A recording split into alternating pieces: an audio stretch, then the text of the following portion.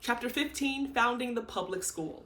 How the freedmen yearned to know and learn, and with the guiding hand of the Freedmen's Bureau and the Northern School Marm, helped establish the public school in the South and taught his own teachers in the New England College transplanted to the Black South. It was soon after the war that a white member of Johnson's restored Louisiana lawmakers passed one of the schools set up by the Freedmen's Bureau in New Orleans. The grounds were filled with children. He stopped and looked intently and then asked, "Is this a school?" "Yes," was the reply. "What, for niggers?" "Evidently." He threw up his hands. Well, I have seen many an absurdity in my lifetime, but this is the climax. If a poor, degraded, disadvantaged horde achieves sudden freedom and power, what could we ask of them in 10 years? To develop some, but surely not all, necessary social leadership, to seek the right sort of leadership from other groups, to strive for the increase of knowledge so as to teach themselves wisdom and rhythm of united effort. This latter accomplishment crowns the work of Reconstruction. The advance of the Negro in education helped by the abolitionists was phenomenal, but the greatest step was preparing his teachers, the gift of New England to the Black South. If the Negro public school system had been sustained, guided, and supported, the American Negro today would equal Denmark in literacy. As it is, he surpasses Spain and Italy, the Balkans, and South America. And this is due to the Negro College, which, despite determined effort to curtail the efficiency of Negro public schools, and despite a sustained and violent attack upon higher education for Black folk, nevertheless, through white North philanthropy and Black Southern contributions, survived and furnished teachers and leaders for the Negro race at the time of its greatest crisis. The eagerness to learn among American Negroes was exceptional in the case of a poor and recently emancipated folk. Usually, with a protective psychology, such degraded masses regard ignorance as natural and necessary, or even exalt their own traditional wisdom and discipline over book learning. Or they assume that knowledge is for higher beings, not for the likes of us. American Negroes never acted thus. The very feeling of inferiority which slavery forced upon them fostered an intense desire to rise out of their condition by means of education. Of the 488,070 free Negroes in the U.S. in 1860, 32,629 were attending school, and only 91,736 were unable to read and write. In the slave states, there were 3,651 colored children attending schools supported by free Negroes. The mass of the slaves could have no education. The laws on this were explicit and severe. There was teaching, yes, here and there by indulgent masters or by clandestine Negro schools, but in the main, the laws were followed. All the slave states had such laws, and after the Nat Turner insurrection in Virginia, the laws were strengthened and more carefully enforced. As late as May 1862, Edward Stanley, whom Lincoln appointed provisional governor of North Carolina, sought to consolate the white people when he stopped a Negro school at New Bern. He said that he had been sent there to restore the old order of things, and that the laws of North Carolina forbade the teaching of slaves to read and write, and that he could not expect success in his undertaking if he encouraged the violation of the law. At the time of emancipation, not all the Southern Negroes were illiterate. In South Carolina, a majority of the nearly 10,000 free Negroes could read and write, and perhaps 5% of the slaves. But illiteracy among the colored population was well over 95% in 1863, which meant that less than 150,000 of the 4 million slaves emancipated could read and write. The first great mass movement for public education at the expense of the state in the South came from Negroes. Many leaders before the war had advocated general education, but few had been listened to. Schools for indigents and paupers were supported here and there and more or less spasmodically. Some states had elaborate plans, but they were not carried out. Public education, for all at public expense, was in the South a Negro idea. Quote, Prior to the abolition of slavery, there was no general public educational system, properly speaking, in the southern states except perhaps in North Carolina. In some populous centers, there were free schools. In some localities, academies and colleges. But for the most part, no adequate provision was made for the education of them, even the poorer whites. Emerging from their bondage, the Negroes in the very beginning manifested the utmost eagerness for instruction, and their hunger was met with the corresponding readiness on the part of the people of the North to make provisions for it. The original state constitution of North Carolina in 1775 provided for public education, but there was no appropriation for the schools, and the only direct result was the establishment of the state university. In 1825, a literary fund was established toward defraying the cost of the public schools. A school system was sketched in 1839, but without an executive head and with small funds. In 1852, a superintendent of public instruction was appointed. His work for a long time was confined to propaganda, and he especially noted the lack of any demand for public schools and the feeling that such schools were simply for paupers. Nevertheless, the work of the first superintendent, C.H. Wiley, was important as propaganda, but only as propaganda. Because at the time of the war, only here and there in the state is there a schoolhouse for whites of inferior description. There was no state support of schools. The burden of public education, such as it was, rested on local authorities. In South Carolina, there was even less effort. In 1811, there was an act to establish free schools throughout the state. It provided for as many free schools in each election district as the district was entitled to representatives in the lower house. After 44 years of operation, Governor J.A. Adams pronounced the system a failure, saying of the handling of funds, "Great inequalities prevailed, and during 27 years, returns were made in only 5 years. The small districts and parishes did not receive regular sums, and the amounts received did not have proportion to the number of schools."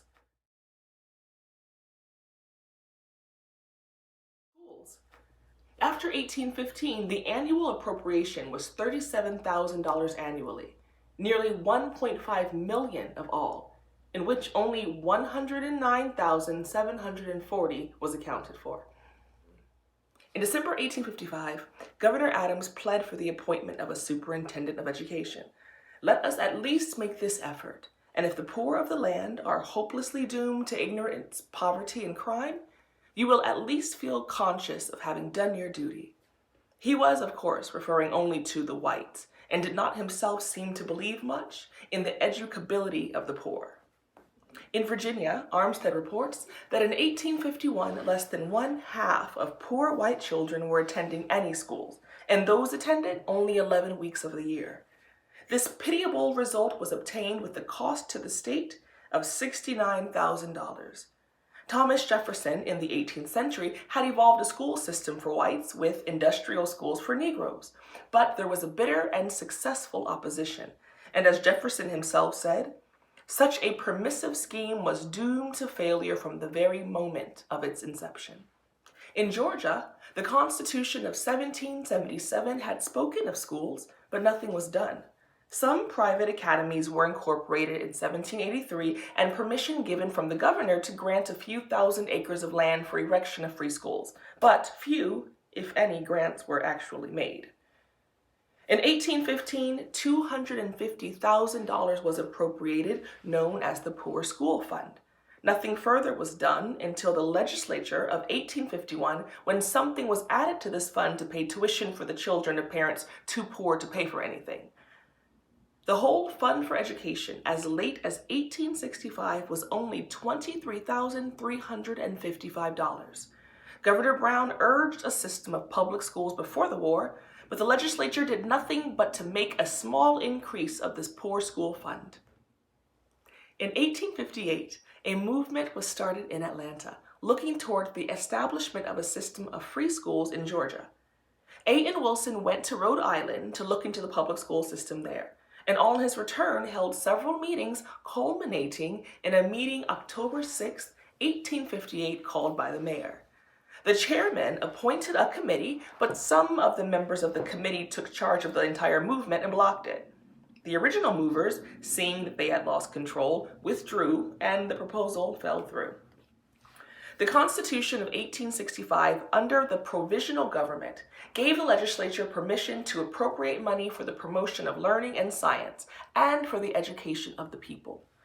It provided for the resumption of the regular exercises of the University of Georgia at the time. In the first session of the legislature after the war, a bill to establish public schools was introduced but postponed until late 1866. By a vote of 62 to 58 in the House and an equally close vote in the Senate, a bill to establish a system of public schools was squeezed through, but only on the condition that nothing was to be done until 1868. This proposal lapsed because of the Reconstruction Acts of 1867. Thus, although there had been much talk and some legislation on the subject, there had been no organized system of common schools supported by public taxation in Georgia prior to the Civil War. Mississippi did lip service to the idea of public education in her earlier constitutions, but little tangible was accomplished. The 16th Section Fund given to the states by the federal government for education, amounting to $15 million in Mississippi, was totally mismanaged and lost, while tens of thousands of white children grew up in ignorance. Florida tried, around 1850, to obtain schools for whites from taxes on certain sales of slaves, with small results. Alabama and North Carolina had the best pre-war systems due to the enthusiasm of certain teachers, but even here, there was no disposition among the planters to accept taxation for public education. Joel Riggs, comptroller of the state treasury in 1851, said, "Perhaps of all trust funds, none have been so greatly mismanaged as the school fund of Alabama." The experience of the other southern states shows similar neglect and indisposition to educate the poor whites. The fact of the matter was that in the pre-war South, there were two insuperable obstacles to a free public school system. The first was the attitude of the owners of property. They did not propose under any circumstance to be taxed for the public education of the laboring class. They believed that laborers did not need education, that it made their exploitation more difficult, and that if any of them were really worth educating, they would somehow escape their condition by their own efforts. The second obstacle was that white laborers did not demand education and saw no need of it save in exceptional cases. They accepted without murmur their subordination to the slaveholders and looked for escape from their condition only to the possibility of becoming slaveholders themselves.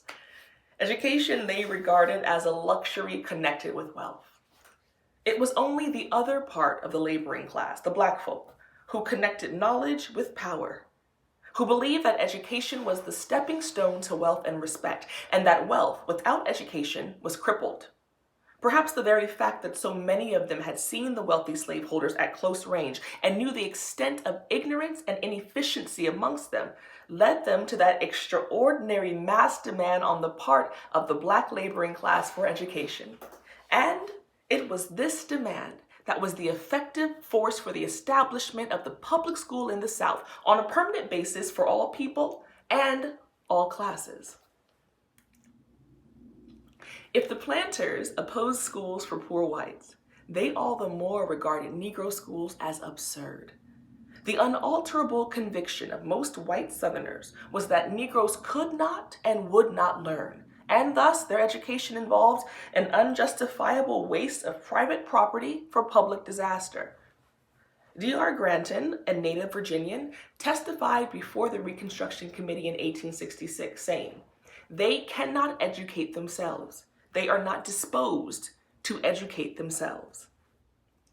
In the face of this, listen to the words of Booker T. Washington. "Few people who were not right in the midst of the scenes can form any idea of the intense desire in which people of my race showed for education. It was a whole race trying to go to school. Few were too young, and none were too old to make that attempt to learn. As fast as any kind of teachers could be secured, not only were the day schools filled, but the night schools as well. The great ambition of the older people was to try to learn the Bible before they died. With this in view, men and women who were 50 and 75 years old would be found in the night schools. Sunday schools were formed soon after freedom, but the principal book of the Sunday school was the spelling book. Day school, night school, and Sunday school were always crowded, and often many had to be turned away for want of room. The first educational efforts came during the war, when the Negroes, refugees, and soldiers were taught at different camps and places of refuge at their own pressing request. This was followed by the efforts of philanthropic societies. Schools were started amongst the Negroes of the peninsula of Virginia and of Port Royal, South Carolina, as soon as they were captured. In Virginia, when federal authority was established in the Southeast, the American Missionary Association was asked to work among the freedmen and were welcomed by Governor Butler. The first day school was established on September 17, 1861, in the town of Hampton in a small brown house near the seminary, a school formerly used by the whites. This school was taught by Mrs. Mary Peake under the auspices of the American Missionary Association. Mrs. Peake was a mulatto whose father was an Englishman. She was born a free woman and had received a fair education at her home in Alexandria.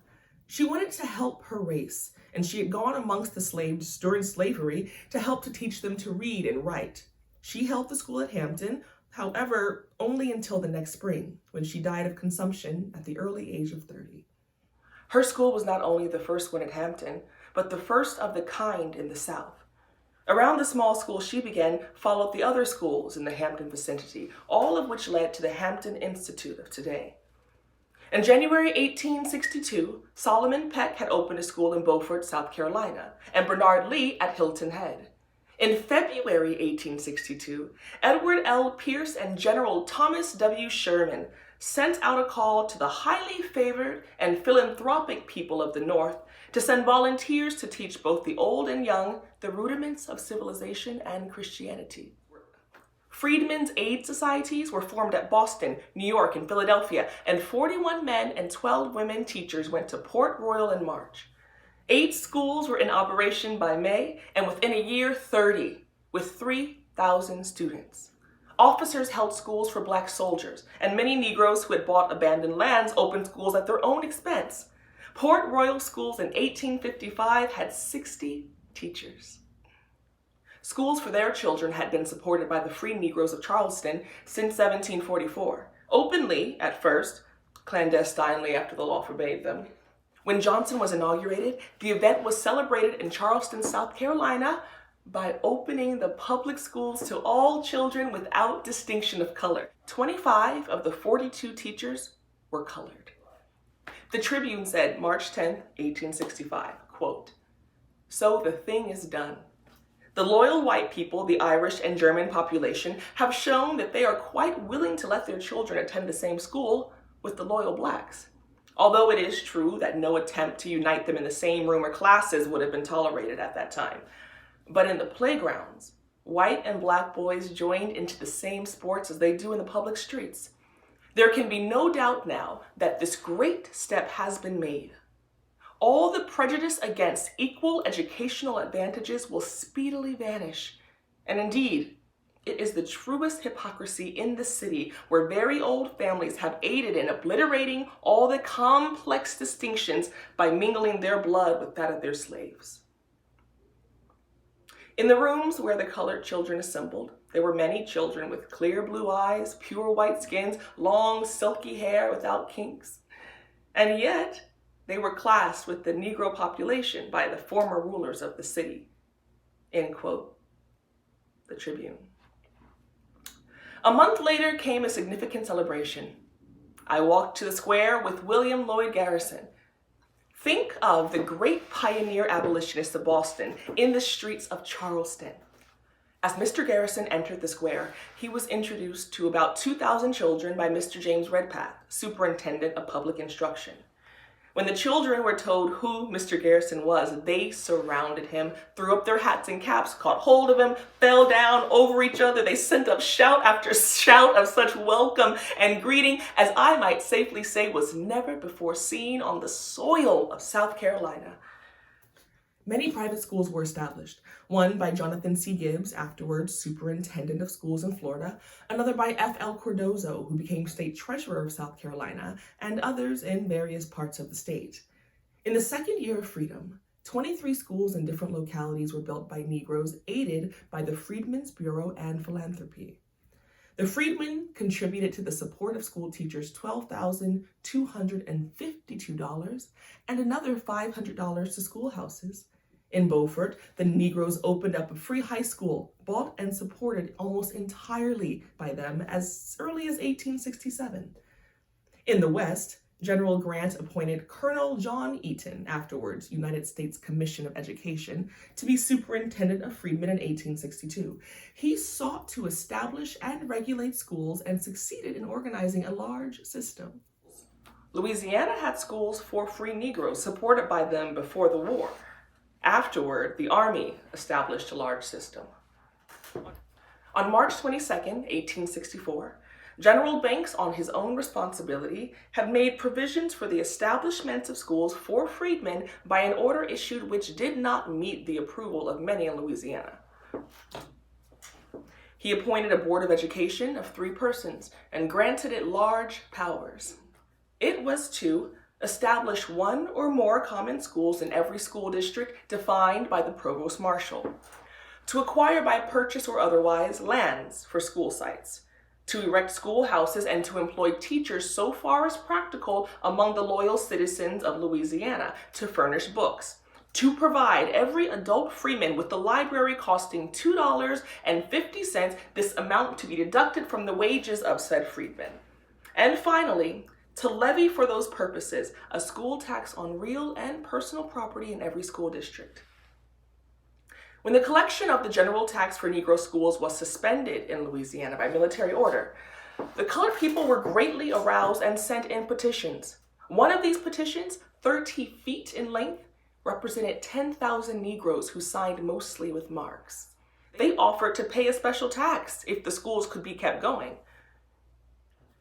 When the Confederates returned to domination, the public schools, which had attained a degree of efficiency never before reached in the South, were greatly curtailed.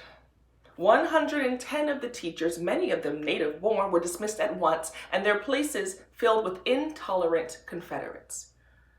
The most noted of the clandestine schools for free colored children was opened in Savannah in 1818 or 1819 by a colored Frenchman named Julien Frère-Montaigne from Santo Domingo. Up to 1829, this school was taught openly.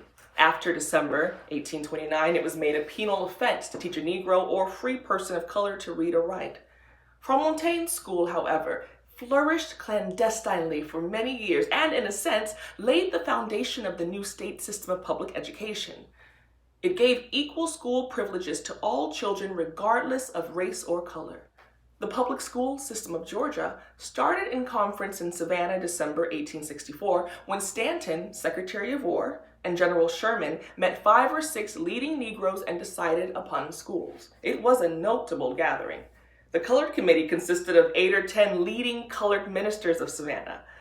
Secretary Stanton was astonished at the wisdom and tact of those untutored blacks and observed that the men's replies to his questions were, quote, so shrewd, so wise, and so comprehensive. They were the picked men of the race in Georgia, of great native ability, and would have attracted attention in any assembly. It was decided to have the schools opened at once for all the colored people who should apply. A time was set for examination of teachers, and a number of colored men and women applied. The colored citizens of Savannah were greatly encouraged and were assisted in their efforts by the Reverend James Lynch of AME Church, an educated colored man who afterwards became the Secretary of State in Mississippi. Early in January 1865, the Reverend J.W. Alward, Secretary of the American Tract Society, Boston, who had done business in Savannah for a number of years before, gave his assistance. He and Mr. Lynch examined the teachers, 10 colored folk found competent. Then it was very difficult to find buildings in which to locate the schools. The most available place was the old Bryan Slave Mart, which had recently served as the pen from which the relatives of many of these Negroes had been sold.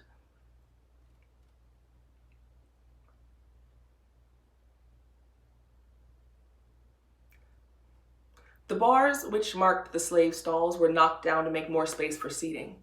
To this and other places flocked the freed people of every age and shade, eager for that book learning which seemed to them the key to their advance. By December 1865, the colored people of Savannah had opened a number of schools with 500 pupils, and they were contributing a fund of $1,000 for the support of teachers. In January 1866, the Negroes of Georgia organized the Georgia Educational Association, whose object was to induce the freedmen to establish and support schools in their own counties and neighborhoods. In 1867, 191 day schools and 45 night schools were reported as existing. Of these, 96 were reported either wholly or in part supported by the freedmen, who also owned 57 of the school buildings. Persistent propaganda represents the South after the war of being largely in favor of Negro education. This is a flat contradiction of plain historical evidence. Dunning says, "The Negroes were disliked and feared almost in exact proportion to their manifestation of intelligence and capacity, and there were many reasons in the utterances of Southerners to support this." Quote, "Education of the Negroes," they thought, "would be labor lost, resulting in injury instead of benefit to the working class." Quote, "The teachers of the Freedmen's Bureau or of private philanthropies interfered with labor and encouraged directly or indirectly insolence to employers. Schooling, felt the South, ruins a nigger." The American Freedmen's Commission reports that Negroes' attempts at education provoked the most intense and bitter hostilities, as evincing a desire to render themselves equal to the whites. Their churches and schoolhouses in many places were destroyed and burned by mobs. Nigger teachers was one of the most opprobrious epithets that the Southern vocabulary furnished. Even in the North, this prejudice existed among some of the most avowed friends of the freed people.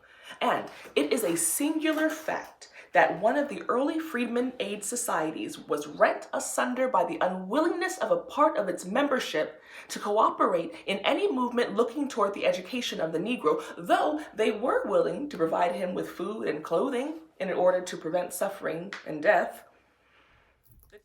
The teachers who went down from the North were soon disillusioned if they were at all influenced by anything other than the most serious missionary spirit. Ostracism is a mild term for the disesteem to which they were regarded as nigger teachers. The white people of Virginia were shocked at the efforts of the Northern philanthropists to educate Negroes, and the papers sneered at them. There was some gradual change of sentiment among the better class of whites in Virginia. But still, the mass of whites remained bitterly opposed to the schools, and some had become brutal. Teachers were proscribed and ill-treated, schoolhouses burned, threats so strong that many schools could not be opened. Others, after a brief struggle, had to be closed. Quote, "In Virginia, I heard a man who did not know who I was make a remark in reply to something that had been said about establishing a school for the teaching of colored children. He said that he hoped that the damned rascal who attempted to teach niggers would be shot." In North Carolina, instances are found where persons who taught in Negro schools were assaulted, schoolhouses burned, and threats made against the lives of those who engaged in the work. 2 women school teachers who were recently sent from Wilmington to Fayetteville to establish a school for colored children were informed by the sheriff of the county that they would not be allowed to start their schools, nor would they be allowed to land. But they must remain on the steamer until her return to Wilmington, inasmuch as they were women. If they were men, they would receive such treatment as was awarded to the meddlesome characters before the war. In South Carolina, General Saxton said that teachers of colored schools throughout the state gave it as their opinion that they would be unable to remain there for a day but for the protection of the United States troops. In Mississippi, bitter opposition was manifested against Negro schools. Colored men, in some instances, gave the money to prepare and furnish a school themselves, but then were forbidden to use it. 4 young men in Adams County conspired to murder the teacher of a Negro school. They maltreated him somewhat barbarously. One wonders just what barbarously would be. In Louisiana, it was said, if military protections were withdrawn, our schools would cease. Conway said of Louisiana in 1866, the feeling there is unanimous that they shall not own 1 acre of land or have any schools. They are more hostile to the establishment of schools than they are to owning lands. They had broken up some of our schools at the time of my departure, and since then I have official reports from those who have charge of the schools that upon the withdrawal of the military from the parishes, the freedmen's schoolhouses were, before night, burned or pulled down, the schools disbanded, and the teachers frightened away. In many regions, this opposition was very persistent. Along the coast, it was usually tacit and suppressed. There, teachers in schools for Negroes were ignored. But in the interior of Texas, Alabama, Mississippi, Louisiana, Kentucky, Tennessee, and Maryland, it was given full and free expression. Negroes were dispossessed of their school buildings, teachers not able to enter upon their duties, churches and schoolhouses sometimes burned. A few voices cried out in the wilderness that a due regard for the public weal imperatively requires that Negroes be educated, taught at least to read and write. Steeped in ignorance, they can never be made to understand the responsibilities that rest upon them as freedmen. But others only admitted that the sole aim should be to educate every white child in the Commonwealth. Quote, I am in favor of providing ways and means for the education of freedmen, but not in favor of positively imposing upon any legislature the unqualified and imperative duty of educating any but the superior race of man, the white race. Our pecuniary condition does not allow us to do it. Often, this objection took an even more ungracious form. Quote, I say that the levying of a tax upon us to pay for the education of a race we expect to be torn from us is an indignity. Why are we called upon to educate these Negroes? No, sir. I will never be so dishonest as to disgrace myself by such a vote. In the midst of these efforts of Negroes and general opposition of whites came the Freedmen's Bureau. The Freedmen's Bureau found many schools for freedmen already in existence, maintained by tax commissioners, by Negroes, and by the Army. The original Freedmen's Bureau Act made no provision for Negro education. But, notwithstanding this, the funds derived from the rent of abandoned property was used for education, and government buildings were turned into schoolhouses. Transportation was given to teachers and subsistence granted. By the Act of 1866, the educational powers of the Bureau were greatly enlarged. Cooperation with benevolent associations, teachers, and agents were sanctioned, and buildings were leased. The sum of $521,000 was appropriated for school purposes, and other sums were provided by the sale and lease of property formerly sent from the North, and the Quakers, Methodists, Baptists, Presbyterians, and especially Congregationalists. They all took part. The efforts thus begun in the Army and by philanthropists and taken up later by the Freedmen's Bureau expanded into a system which penetrated the whole South, although naturally it touched but a fraction of the Negro population. Between 1865, June 1st, and September 1st, 1870, the Bureau spent on education a sum which represented about 1/2 of the expenses of the schools. The rest were met with benevolent associations and the freedmen themselves. For some years after 1865, the education of the Negro was well nigh monopolized by the Freedmen's Bureau and the missions sustained by the northern churches and organizations allied with them. Schools of all grades, from kindergarten to college, were established in each state. The Freedmen's Bureau alone appropriated $3.5 million to schools from 1868 to 1870, while the churches and societies spent $1.5 million in the same period. Among the northern teachers were many men and women of unusual sincerity of purpose, zealous in ways that only religious enthusiasts can be. Quote, the Negro was only responsive to efforts on his behalf as far as his economic conditions would permit.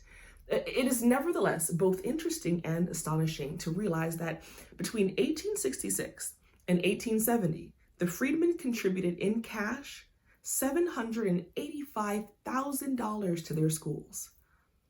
In 1866, Alvarez, the superintendent of education under the Freedmen's Bureau, reported that in 11 former slave states and the District of Columbia, there were 90,589 Negro pupils and 1,314 teachers in 740 schools. From 1865 to 1866, teachers in the Negro elementary schools were almost exclusively Northern whites, but gradually, Negro teachers came to be used. The annual amount in which the Bureau voted to school purposes increased from $27,000 in 1865 to nearly $1 million in 1870. It reached a total between 1865 and 1870 of $5,262,511.26. In July 1870, there were 4,239 schools under their supervision, with 9,307 teachers and 247,000 pupils. Now, notwithstanding this, of the 1.7 million Negro children of school age, only about 1/10 were actually in school. The public school systems in most southern states began with the enfranchisement of the Negro. For instance, in South Carolina, the Constitution of 1868 was a notable departure in the educational history of the state. Not only was education mentioned for the first time in the organic law, but the state for the first time was given the outline of an educational system in keeping with the advanced thought of the age. The General Assembly was obligated to establish a system of universal education as soon as practical. Perhaps no state illustrates the relation of the Negro and the public school system better than South Carolina and the story of the debate in the Convention of 1868. On Saturday, January 18, 1868, Beverly Nash, a colored member, offered a resolution on education, and A.J. Rasnier, on Tuesday, January 21st, presented another resolution which read, "Resolved, that the Committee on Education inquire into the expediency of establishing a Board of Education, consisting of 3 from each congressional district. Such board shall have the power to divide the state into school districts and provide for a thorough system of common schools, elect a superintendent from among their number, and make all of the needful regulations for the education of the youth, no distinctment to be made in favor of any class of persons." The Committee on Education was named January 20th, and F.L. Cordanzo, the Negro leader, was chairman. 3 white men and 5 colored men were serving on the committee. Robert Smalls of Planter fame desired that a system of public schools be established and that they be open to all classes of people, and he wanted compulsory education. B.F. Randall wanted institutions for the insane, blind, deaf, dumb, and poor fostered and supported by the state. The matter of compulsory attendance brought considerable discussion. Ransier, afterward congressman, supported compulsory attendance, contending that ignorance was a cause of vice and degradation and that civilization and enlightenment were the consequence of the schoolmaster, and if force was necessary to secure the benefits of education, it ought to be resorted to. 1 or 2 able Negroes were against the compulsory feature, but 2 white delegates were in favor of it. One of them, Jillson, said, quote, "In South Carolina, where there has never been any system of free public schools, there is 1 person in 8 who cannot read or write." Finally, it was decided that the compulsory feature should not be insisted upon until a thorough and complete system had been organized. The Constitution, as ratified, provided for the establishment of universal education as soon as practical, and for compulsory attendance for all children between the ages of 6 and 16, but this was not to become effective until the system had been completely organized. It provided for a normal school and a school for the deaf, dumb, and blind. After the termination of the convention, the General Assembly enacted a law to provide for the temporary organization of this education department. On November 20th, 1869, 1 year after this, J.K. Jillson made a report on the school situation, incomplete because many counties had not reported. There were at that date 16,418 children in school, of whom 8,255 were white and 8,165 were colored. There were 381 schools with 528 teachers. Among the teachers, 50 were colored. At the temporary act proved inadequate, and Governor Scott urged in November 1869 an efficient and comprehensive law. This led to the act of February 16, 1870, to establish and maintain a system of free schools for the state of South Carolina.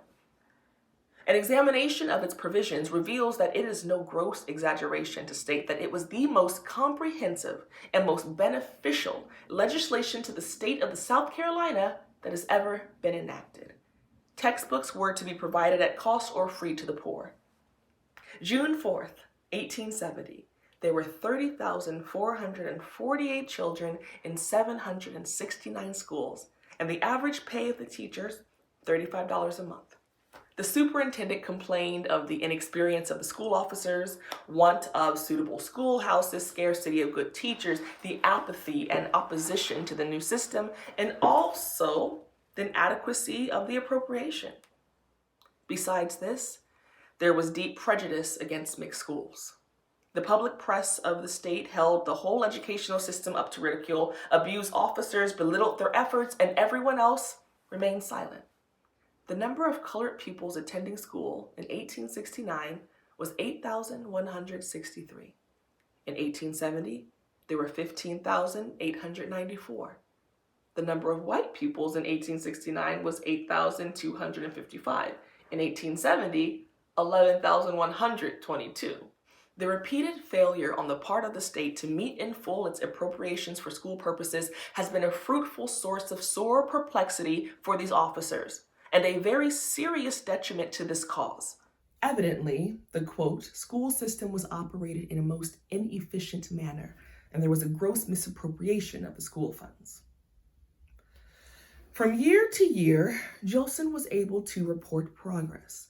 When he left office in 1876, there were 123,035 students attending 2,776 schools, taught by 3,068 teachers, and the school revenue was $457,000.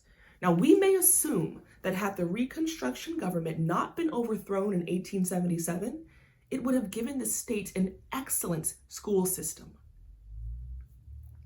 F.J. Moses Jr. said while governor, "No greater eulogy can be written among the Reconstructed administration of government in South Carolina than that when it came into power, it was a statutory offense against the law of the land to impart even the most rudimentary common school education to a South Carolinian, forsooth he was black, while the Reconstructed government has made it a statutory offense to hinder or prevent any child in the state of whatever color from obtaining a common school education. Nay, we have even gone further and demanded by our Constitution that their attendance in school be compulsory." Chapter 15, Founding the Public School, Part 2. The Reconstruction Constitution of Georgia in 1868 provided for a thorough system of general education to be forever free to all the children of the state, the details to be worked out by the legislature. In August 1869, the Georgia Teachers Association, composed of white and colored teachers, met for the first time at Atlanta. The subject of public education was thoroughly discussed and a plan proposed by which the educational provisions of the Constitution could be put into operation. It was not until 1870 that the legislature took up the subject. Practically all of the Negro senators and representatives introduced bills on education. Senator Campbell, who was one of the group that met Stanton and Sherman at Savannah, presented a bill asking for a thorough system of a public education. He also presented a very lengthy solution describing how the money for education was to be secured. White Georgia, however, long resisted the establishment of the public school system. The first public school law was enacted in October 1870 and amended in 1872. The details were the result of recommendations made by a committee of the Georgia Teachers Association. The plan was more elaborate than that of 1866 and had a state school commissioner and a state board of education and a special school fund was provided. There would be separate schools for whites and blacks, but equal facilities. The first public schools were taught in the state during the summer of 1871. The schools were suspended in 1872 because of the reaction and the alleged lack of funds. In 1871, there was $500,000 in the school fund, but the legislature had diverted it to other purposes. The schools were put in operation in 1873, and in 1874, there were 1,379 schools for whites and 356 for Negroes. It is a coincidence that the passage of the Act of 1870 came on the 100th anniversary of a previous act passed by the Georgia legislature, making it penal to teach a Negro to read or write. This was a great day for Georgia. There were over 500,000 Negroes in the state, and less than 1% of them were able to read and write in 1870. Perhaps not over 500 colored people, when the public schools were opened, were more or less capable of taking charge of a primary school. In 1871, 6,664 colored children were enrolled in private schools, while in 1880, after 10 years of free schools, the enrollment of colored children was 86,399. By that time, too, most of them were taught by colored teachers. Along with the public school system, there were 3,719 pupils in private schools and a few in college, making a total enrollment in 1880 of 97,174. The new state constitution of Mississippi of 1868 made it the duty of the legislature to establish a uniform system of free public schools, by taxation or otherwise, for all children between the ages of 5 and 21 years. Before this, the only free schools in the state were those maintained out of the proceeds arising from the sale or lease of the so-called 16th section lands granted to the state by Congress in the early part of the century. But as most of these lands had been lost by mismanagement, the number of such schools was not very large. The Reconstruction Convention was thoroughly imbued with the idea of education for all.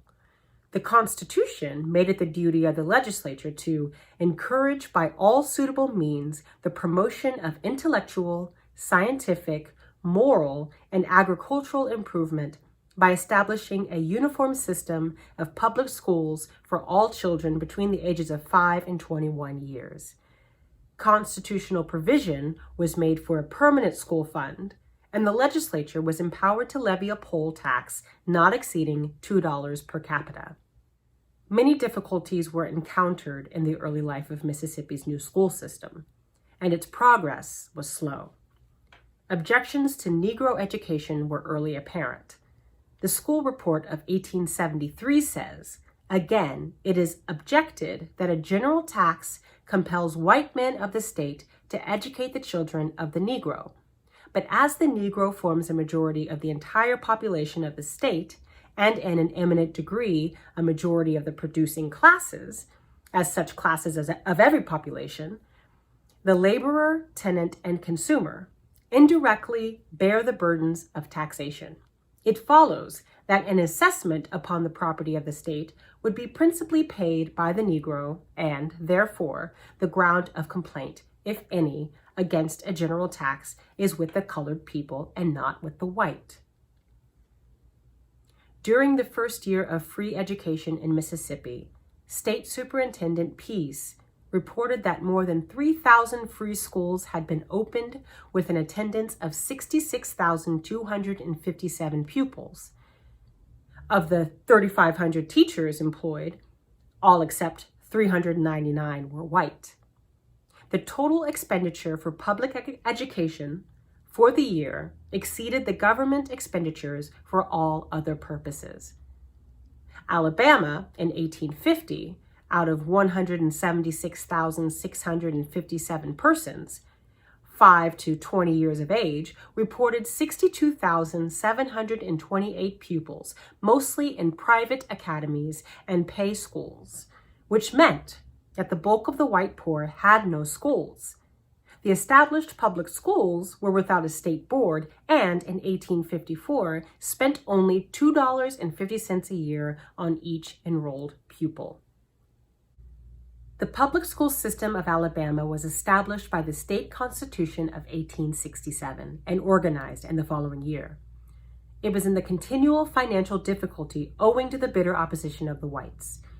Irregularities and defalcations in the educational department were charged, and finally, owing to the lack of funds and non-payment of taxes, as well as other conditions, the schools closed in 1873 as the result of the triumph of reaction. But the demand for education was now strong and the effect of the Northern opinion too great, so that the new Constitution, made by the Democrats in 1875, kept something of the system, but abolished the Board of Education and sought, as far as possible, to return to the antebellum status. Separate schools for the races were ordered, and administrative expenses were reduced. No money was to be paid to any denominational school or private school. And the constitutional provision of 1/5 of the state revenue for schools was abolished. The United States Commissioner of Education gave a disapproving account of these changes and said it was exchanging a certainty for an uncertainty.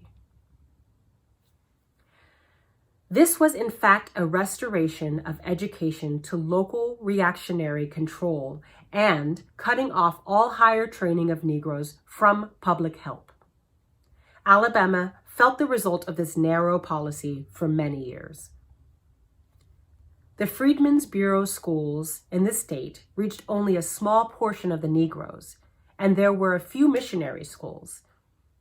It is likely that for 5 years there were not more than 200 Northern teachers in the state, and a majority of the white people were hostile towards the education of the Negro. In Florida, a school at Fernandina was established in 1862 by the Reverend Dr. Barrows, who was superintendent, with a half-dozen white Northern teachers.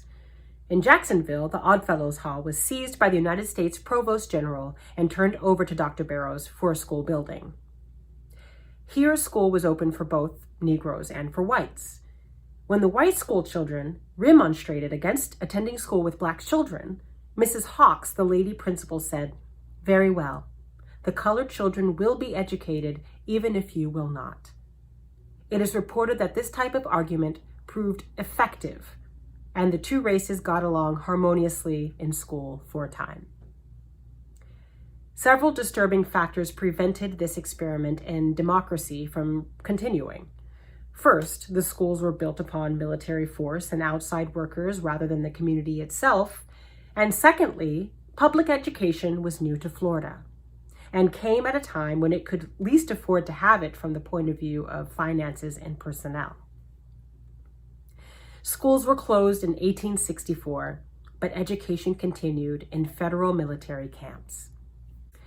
Negro schools began again under the Freedmen's Bureau in 1865, helped by missionary societies, including two colored groups, the AME Church and the African Colonization Society of New York. The Constitution of 1865, under Johnson's Reconstruction, established a uniform system of education without specific provisions. There were 30 schools at the close of 1865.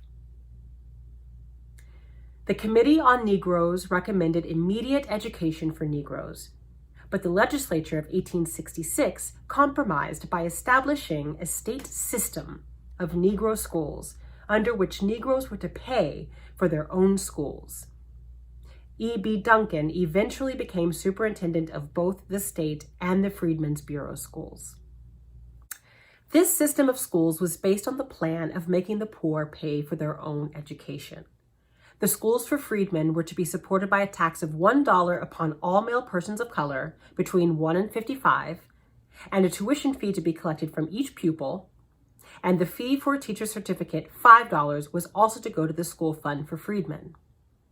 The superintendent was to establish schools for the freedmen when the number of children of persons of color in any county or counties should warrant it, provided the funds provided for shall be sufficient to meet the expense thereof. The freedmen themselves erected schoolhouses and provided further school funds. Some good schools were established under the superintendency of the Reverend E.B. Duncan, an able and conscious man who worked hard to establish colored schools in every county. At that time, railroad facilities were very poor, and I have known him to walk from county to county in South Florida to establish colored schools. Gradually, the Bureau schools were absorbed into the state system, although the Bureau was the paramount authority during the period of military rule, 1866 through 1868. Under Negro suffrage came the law of 1869, and all of Florida's educational historians grant that this was the real beginning of the public school system in this state. Near the end of the radical Republican administration, conditions in education among Negroes of Florida were improved. The field of primary education was virgin. 71,000 inhabitants over 10 years of age were illiterate, and 18,000 of them were white. By the end of 1870, 331 schools were open with 14,000 pupils in attendance, 1/3 of whom were Negroes. Probably the most outstanding character in the early life of the Florida public school system was a Negro, Jonathan C. Gibbs, whose colorful and efficient career has been noted in Chapter 7. After acting as Secretary of State for 3 years, he was appointed, late in 1872, Superintendent of Public Instruction, the office which he held until his death in 1874. It was then a post of considerable difficulty, as the first enthusiasm for a new school system had subsided, and political complications and embarrassment about school funds had come in to hinder progress. But by his energy and enthusiasm in the cause, he so far succeeded in that. In the month of August 1873, he had the pride and pleasure of saying before the National Education Association, "The census of 1860 antebellum shows that Florida had in her schools 4,486 pupils at an expense of $75,412. Today, Florida has 18,000 pupils in school at an expense of $101,820, fully 4 times as many pupils at an increase of only 33% expense."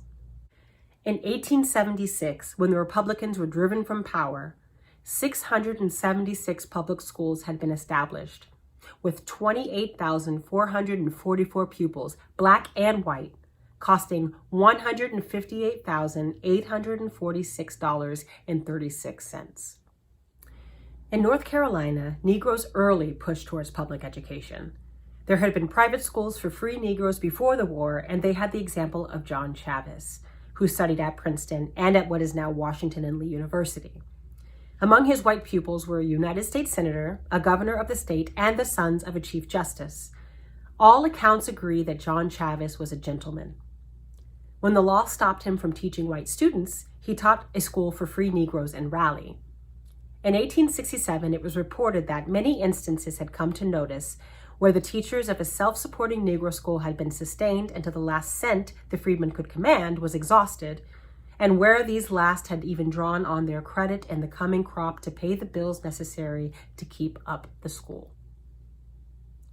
The most severe critics of Reconstruction must admit that the Convention of 1868 and the legislature of 1868 through 1869 set up a fine school system for North Carolina so far as it could. The poverty of the state made the realization of the system immediately an impossibility. But no one can place at their door the laxity and graft of the administrative officers, which afterwards characterized the Department of Public Instruction. Their work was to provide a system of public schools for the state of North Carolina, and this they did. The only error with which one may charge them is that they did not set up a system calling for separate schools for Negro and white children, and many people there are who would not class this as an error. Article 9 of the new Constitution, the section dealing with education, made provision for a general system of public schools with tuition free to all persons between the ages of 6 and 21. The counties were to be divided into school districts in which at least one school must exist and run for a minimum term of 4 months. The entire state system was to be governed by a board of education composed of the governor of the state, the lieutenant governor, the secretary of state, the treasurer, the superintendent of public works, the auditor, the superintendent of public instruction, and the attorney general. The money to support this system was to come from appropriations from the state treasury, from county taxation, certain fines from the courts, and certain other funds, such as the pre-war literary fund. The school laws were more thoroughly set forth than at any other time in the history of the state. S.S. Ashley, a northern white man who favored mixed schools, was selected superintendent. The new superintendent of public instruction made his first report of the status of education in North Carolina in November of 1868. The new school laws had just been passed, and sufficient time had not elapsed for any considerable amount of constructive work to be accomplished. The act of authorizing the organization of a system of schools was not passed until April 1869. $100,000 was appropriated, chiefly to come from the poll tax.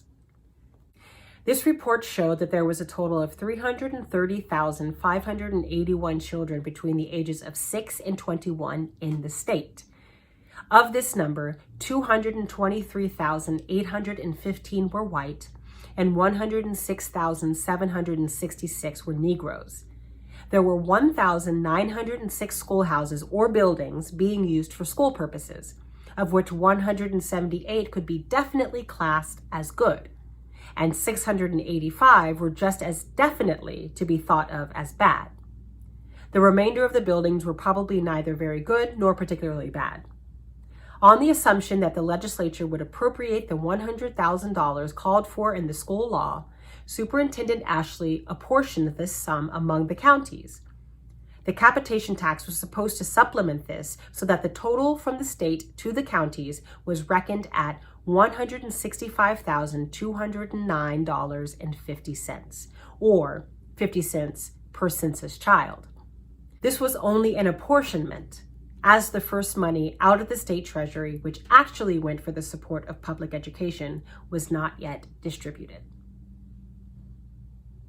Ashley's second report, issued in the autumn of 1869, gives one an idea of the general situation, and is especially helpful in the matter of Negro education, as it contains the report of the Reverend John Wesley Hood, the Negro who had been appointed as the Assistant Superintendent of Public Instruction in charge of the Negro schools. J.W. Hood, afterward bishop in the AME Zion Church, had been given his position by the Board of Education, but it appears that no legal provision had been made for this office. In calling attention to this report, Ashley simply states that he had been secured as an agent of the Board of Education and as Assistant Superintendent of Public Instruction. Hood had visited every section of the state in compiling his report, and Ashley asked that attention be given to it, as it represents a more intelligent and complete view of the work of education among the colored population of this state than has yet been given.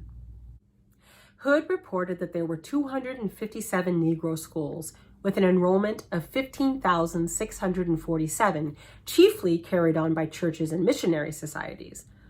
Ashley estimated 25,000 colored pupils in all, but the financial support of the public schools was bad. It improved, however, by 1872. That year, $412,070 was appropriated, and a property tax helped to raise the funds. Just as success seemed in sight, the Democratic Party in North Carolina entered upon its historic policy of white control. The results of the return of the whites to power were soon shown.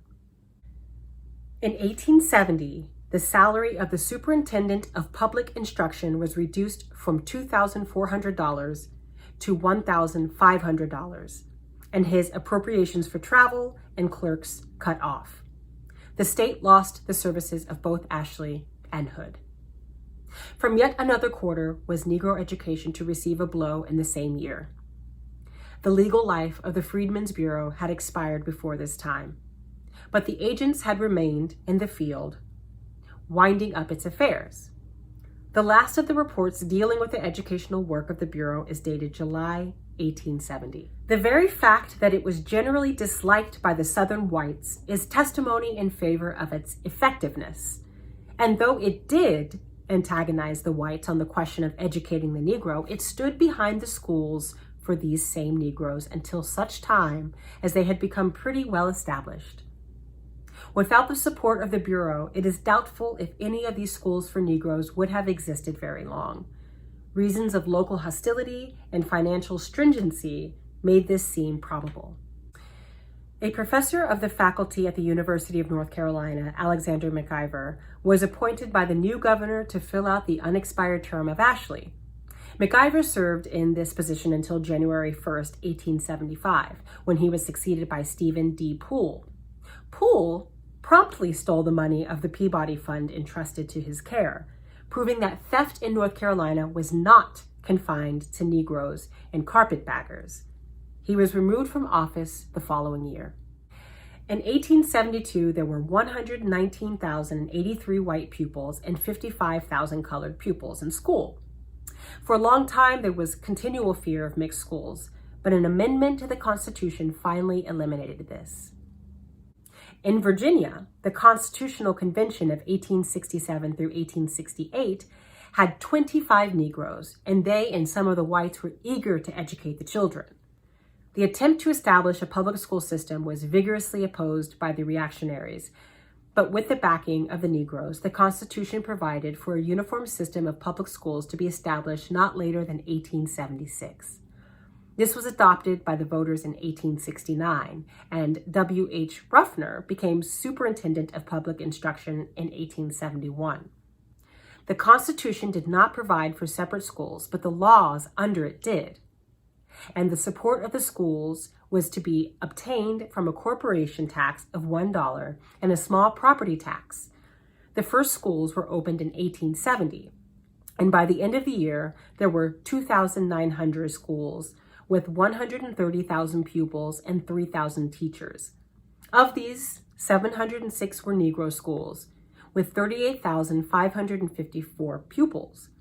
The Negroes were eager for the schools, but the whites were largely indifferent. There was a scarcity of Negro teachers, and many white teachers were used. In Arkansas, there was a so-called school system before the war, but the governor in 1860 called it radically defective and noted only 25 common schools organized and kept up in the whole state from the common school funds. The beginnings of popular education in Arkansas were under the Reconstruction government in 1868. Negroes themselves, after 1865, established the first free schools in Arkansas. This they did at Little Rock, where after paying tuition for a short time, they formed themselves into an educational association paid by subscription, the salaries of teachers, and made the schools free. In July 1865, General Sprague appointed William M. Colby, General Superintendent of Refugees and Freedmen, to cooperate with the state authorities and, if possible, work out a system of education for those classes. Little progress had been made in Negro education under the Laissez system, and Colby had little to build on. Many Arkansas whites did not approve education under the Bureau because they feared it encouraged social equality. Under the Freedmen's Bureau, Negroes built schoolhouses and sometimes furnished as much as 33% of the cost of instruction. The civil government did little toward the encouragement of Negro education. As has been stated earlier, little free school education was furnished for anyone. The legislature of Arkansas on July 2, 1867, provided for a rather pretentious public school system, but all benefits were limited to whites. This was in direct contradiction to the ordinance passed at the Constitutional Convention of 1864. The Constitution of 1866 provided for the maintenance of a system of free public schools for the gratuitous instruction of all persons in the state between the ages of 5 and 20 years. On July 23, 1868, Governor Clayton approved the law under which education was to be carried on. A state board of education had been begun under the Lessay system and continued under the Freedmen's Bureau, but this was the first time the civil government had made any provisions for it. The expense of public school education was to be taken care of by taxation. The masses, black and white, were unprepared for this. Competent teachers were scarce, and school officials were often indifferent. This made the situation very trying. Nevertheless, the work of organization was begun August 1st, 1868, with Thomas Smith as state superintendent. The Freedmen's Bureau turned over to the school authorities all schools under its control and entered heartily into the development of Negro schools under the new order. In March 1869, a few schools were reported organized. On June 15, 1869, the Daily Republican claimed that there were in successful operation nearly, if not quite, 300 schools. The school funds were reduced somewhat in the fall of 1869 because of tax collectors squandering the proceeds. As a result, many school terms were cut and others were closed completely, but some continued. Teachers were, as a result, inefficient. White teachers in Negro schools were held in contempt. The textbooks were usually fixed by the school board, and occasionally the Democratic press demanded that only books of Southern production be used. J.C. Corden, a Negro graduate of Oberlin, was state superintendent of education from January 16, 1873 to October 30, 1874. Under the Democratic administration, the schools were closed during the years of 1874 and 1875, and the attendance in 1876 was only 8% of the school population, but from that time onward, it gradually increased from year to year. The year 1870 remained the high water mark in school attendance for a period of at least 20 years. In Texas, as a result of the work of the Freedmen's Bureau, the educational work, which was under the charge of Lieutenant E.M. Wheelock, advanced to such an extent that by the end of January 1865, there were in operation 26 day and night schools with an enrollment of about 1,600 pupils. These schools were supported partly by voluntary contributions, partly by a small tuition fee. The number of pupils enrolled in the school September 1st, 1866, was over 4,500 with 43 teachers. When the state Republican Party was organized, they advocated free common schools and free homesteads out of the public lands, open to all, without distinction of color or race. During the convention of 1868 through 1869, the Committee on Education reported that there were provisions for increasing the existing permanent school fund by adding it to all money to be received from the sale of the public domain and for applying all the available fund to the education of all children within the scholastic age from 6 to 18 years without distinction of race or color. The public school system in Texas was at first in a large measure a failure because of popular hostility to the admission of Negroes to the public schools, coupled with inefficient management of counties. In the convention which reconstructed Louisiana in 1864, the Banks system of schools was discussed, and there was a motion to declare it unconstitutional, but it was finally approved by a vote of 72-9. There was, however, a great diversity of opinion as to the ways and means of providing for the system. It was decided at first to establish schools for whites supported by the white taxation, and schools for Negroes to be supported by black taxation. It was argued that unless this measure was adopted, whites and blacks might be compelled to attend the same schools. The friends of the freedman feared that he would suffer by separate taxation. The mover of the previous resolution, Terry, moved some 3 weeks later that there should be no separate taxation of the races and that the legislature would provide for the education of all children between the ages of 6 and 18 by the maintenance, by taxation, or otherwise, of free public schools. This provision, being adopted by a vote of 53 to 27, was incorporated into the Constitution. By the Constitution of 1868, all children were admitted to the public schools regardless of color. The law thus provided for compulsory mixed schools, a condition which prevailed until 1877. As a matter of fact, there were not a great many cases where colored children were pupils in white schools, so that the mixed schools were not universally prevalent. The children of Governor Pinchback, for an example, were escorted to a white school by a policeman, but often run off by white hoodlums after the policeman had disappeared. The Freedmen's Bureau was the salvation of Negro education in Kentucky. By the middle of 1866, 35 Negro schools had been established with 58 teachers. The number increased to 139 in 1869. In 1866, there were 58 teachers with an enrollment of 4,122 pupils. An average attendance of 3,215 was maintained. In 1869, the number of teachers had reached 1,080 and the pupils 18,891. Most of the teachers were Negroes, with a few whites from the North. The revenue for these schools was obtained from state taxes levied on Negroes, private donations, and sometimes tuition fees. By a law passed in 1866, all Negro taxes, including a poll tax, were to be divided equally between Negro schools and Negro paupers. In 1867, an additional poll tax of $2 was levied on Negroes, but it was soon repealed in 1871 after considerable Negro opposition. In 1873, Negroes also threatened to appeal to the state and federal courts to obtain, by legal process, equal school advantages.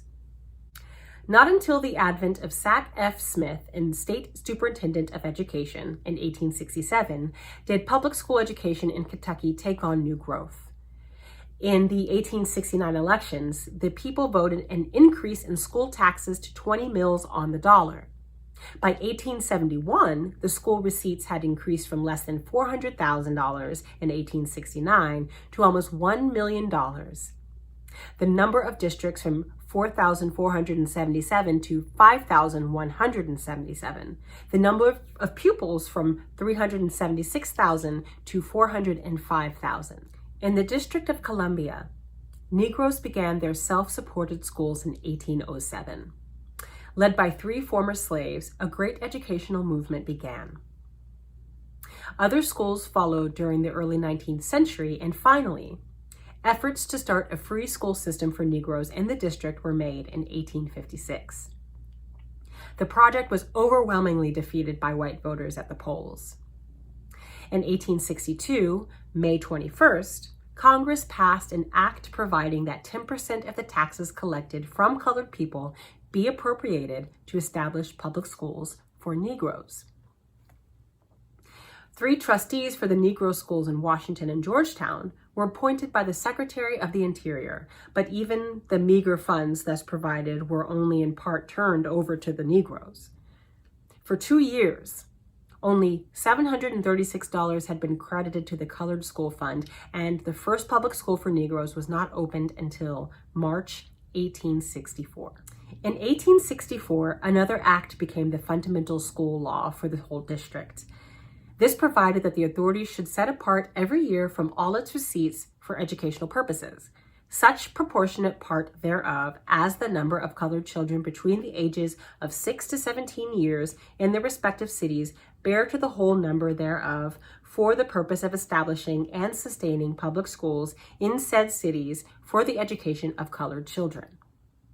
In 1866, Congress appropriated $10,000 to purchase school sites and erect buildings, and after these laws, the Negroes began to receive a just proportion of the school funds. It was not until the year 1867 that these trustees obtained sufficient funds to undertake the establishment of any considerable number of schools. Previous to that time, for about 3 years, from 60 to 80 colored schools had been maintained at large expense by various benevolent associations in the northern states. There were 26 private schools in 1864. And between 1860 and 1864, $135,000 was contributed by philanthropists for the work. After this, for several years, the white and colored school systems were practically separate, each with their own superintendent. Finally, about 1890, one general superintendent with white and colored assistants under him combined the two school systems.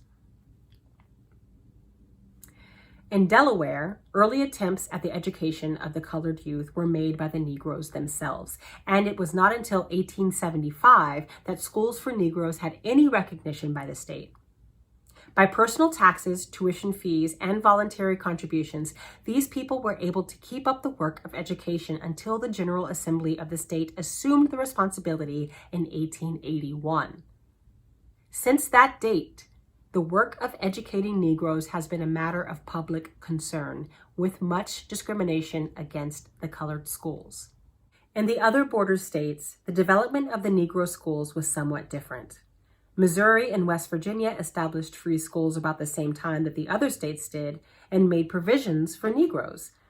Tennessee was slower, while Maryland, like Delaware, refused to provide for colored children at first and for a long time granted them only the taxes raised among themselves.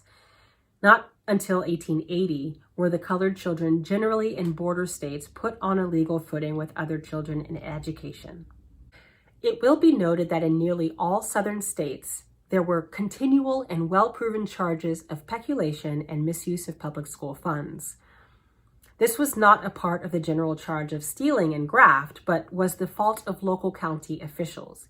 In most cases, the leading white landholders, who took no part in the administration of the state, nevertheless kept their hands upon local taxation and assessments, and were determined that the impoverished property holder should not be taxed for Negro education.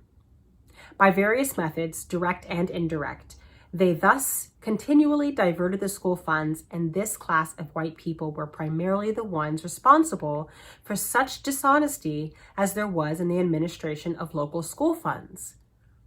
On the other hand, there were Negro and poor white officials here and there who were guilty of waste and theft.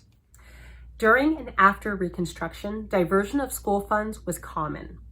In North Carolina, $136,076 was collected for education in 1870, but the Department of Education received only $38,931. In Louisiana, $1 million worth of bonds for the school fund were used to pay the expenses of the legislature in 1872. In Texas, a large part of the income and public lands which belonged to the education fund was lost. In 1870, the school funds in Georgia were partially used for other purposes, and in 1874, Alabama school funds were diverted. In Tennessee, from 1866 to 1869, only 47% of the school taxes were spent on schools. In nearly every state, the question of mixed and separate schools was a matter of much debate and strong feeling. There was no doubt that the Negroes in general wanted mixed schools. They wanted the advantages of contact with white children, and they wanted to have this evidence and proof of their equality. In addition to this, they were strengthened in their stand by white Northern leaders who pointed out the practical difficulty of two separate systems of schools, which must, to an extent, duplicate effort and would certainly greatly increase cost. In many of the states, the matter was left in abeyance. And in some states, like Louisiana, mixed schools were established. This raised a fury of opposition among the whites, but for reasons of economy and democracy, it was obvious the best policy. The propaganda of race hatred made it eventually impossible, and the separate school systems so increased the cost of public education in the South that they resulted in the retardation of the whole system and eventually in making the Negro child bear the burden of the increased cost. So that even to this day throughout the South, the Negro child has from 1/2 to 1/10 as much spent on his education as the white child, and even then the white child does not receive sufficient funds for a thorough elementary education. Separation by race was prohibited in the constitutions of South Carolina and Louisiana. In Atlanta, the Board of Education wanted mixed schools but allowed separate schools when they were desired. The trustees of the Peabody Fund caused the dropping of a clause prohibiting separate schools in the original draft of the Federal Civil Rights Bill of 1875. One Southern congressman's speech represents the strength of this fear. Woe be unto the political party which shall declare to the toiling yeoman, the honest laboring poor of this country, your children are no better than a Negro's. If you think so, you shall not practice on that opinion. We are the rulers, you are the servants. We know what is best for you and your children.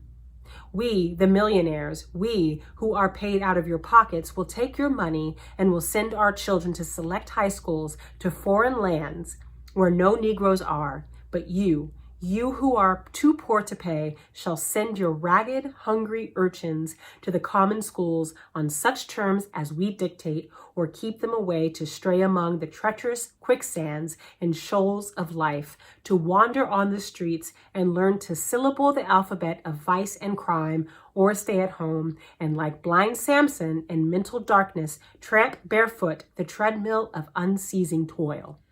In the Reconstruction constitutions, state taxation for schools was a new feature, unknown in the previous school laws of Alabama, Florida, Arkansas, Georgia, Mississippi, North Carolina, and South Carolina.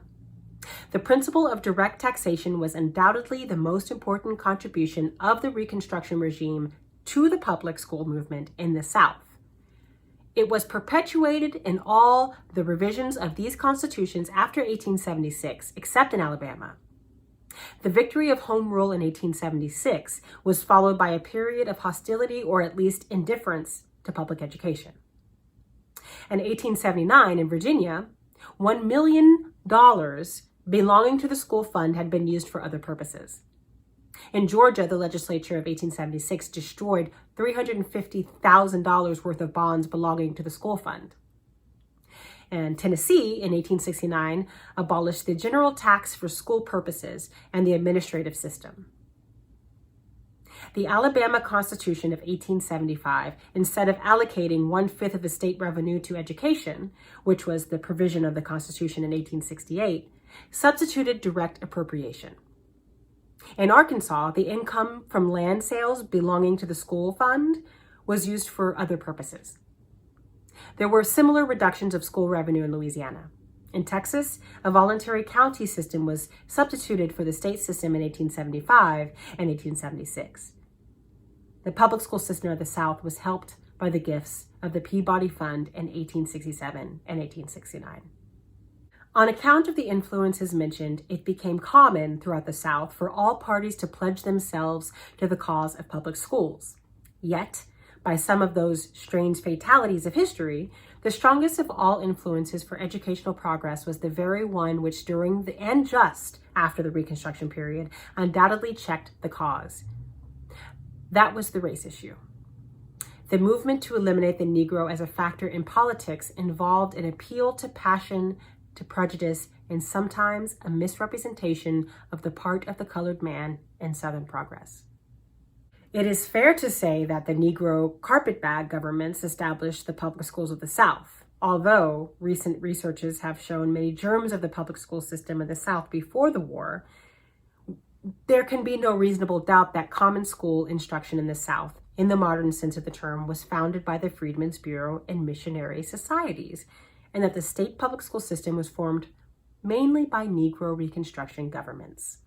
Dunning says, free public education existed in only a rudimentary and sporadic form in the South before the war, but the new constitutions provided generally for completed systems on advanced Northern models.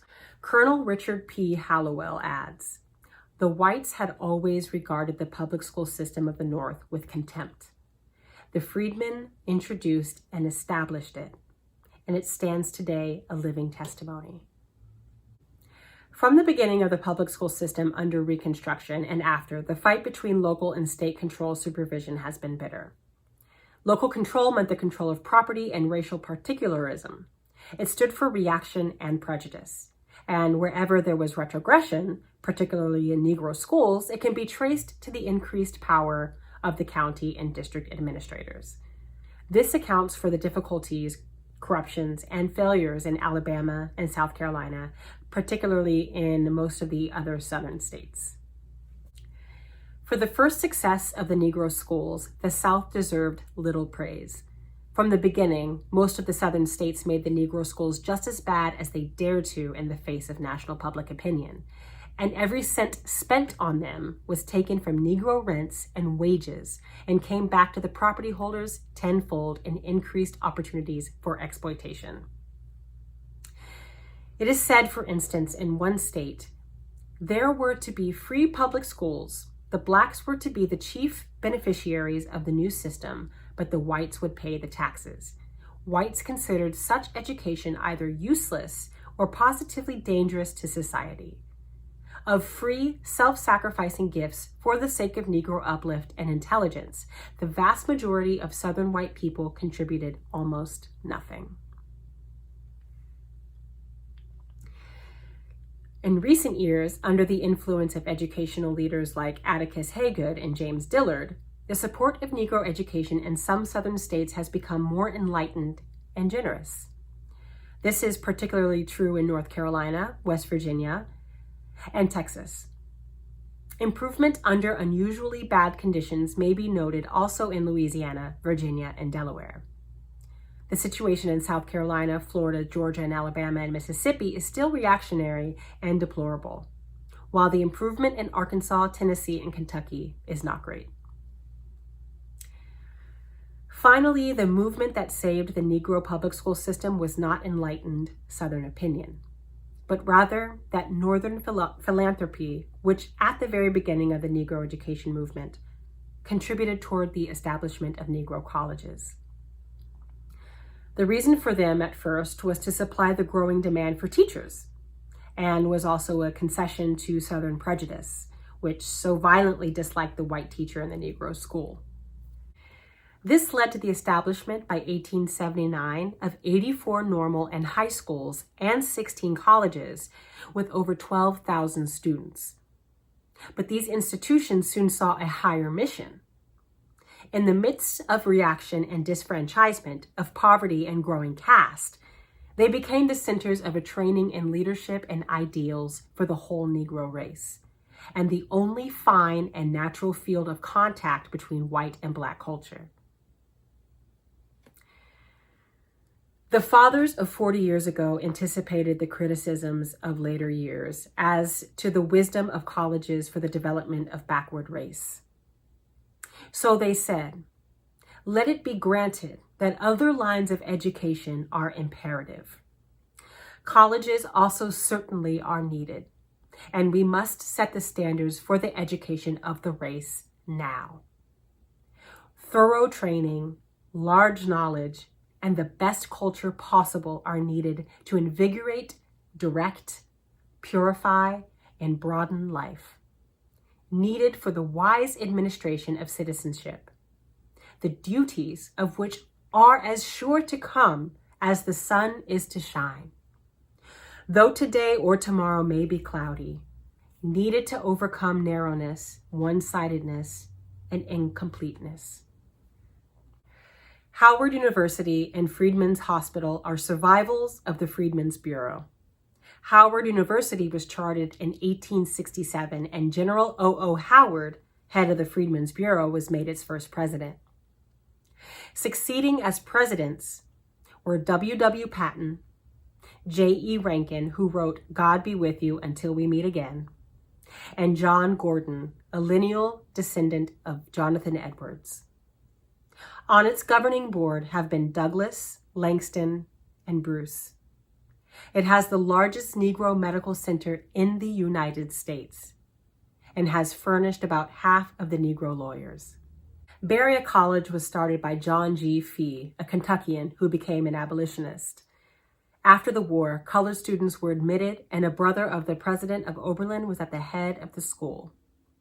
For 40 years, colored students attended Berea. But finally, in 1904, the institution was by law closed to Negroes. Hampton Institute was founded by General S.C. Armstrong, near where the Negroes were first made contraband of war, and where a colored woman founded the first colored school. Among its trustees were Mark Hopkins, Philip Brooks, and John G. Whittier. Atlanta University was founded by Edmund Ware in 1867. To have gone on as President Ware did during those early years, there must have been in his heart deathless love and pity for men who needed what he could give them. A faith in the gospel and eternal righteousness that never wavered, and a love for God that made work easy and suffering joy. Add to this the picture of De Forest at Talladega, Cravath at Fisk, and others at Biddle, Knoxville, New Orleans, and Central Tennessee. There were those two influential schools at the edge of the South, Lincoln in Pennsylvania and Wilberforce in Ohio. Nearly all of these educational leaders were either nominated by Howard, head of the Freedmen's Bureau, as in case of General S.C. Armstrong, or received from him the most thoroughgoing cooperation. There is no greater tribute to the Freedmen's Bureau than this. Propaganda has centered the attention of the world upon these Northerners who took part in the political reconstruction of the South, and particularly upon those who were charged with dishonesty, while of the history of this astonishing movement to plant the New England College in the South and to give the Southern Black man a leadership based on scholarship and character. Almost nothing has been said. And yet this was the salvation of the South and the Negro.